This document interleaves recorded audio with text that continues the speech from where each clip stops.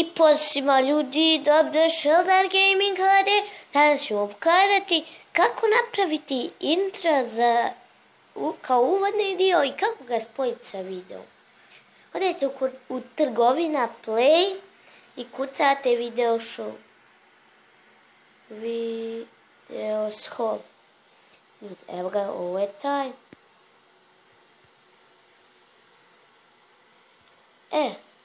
Uđete u VIDEOSHOW. Kliknite ovo foto video. Evo ga, na primjer, sad vi izaberete. Pa onda izaberete, na primjer, već ovo, start.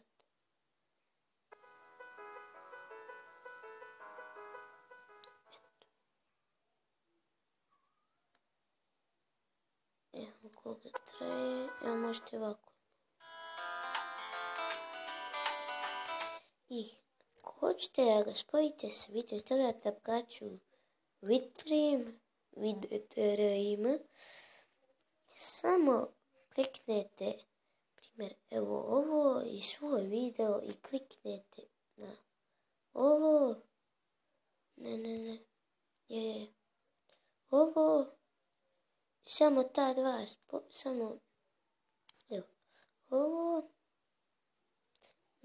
merge, ovo i neki svoj video, kliknite ovo, i eto ga. To je bio to, ljudi, što tiče ovog klipa, vidimo se nekom sljedećem, lajkajte video, šerujte i subscribeujte se na moj kanal. Ćao!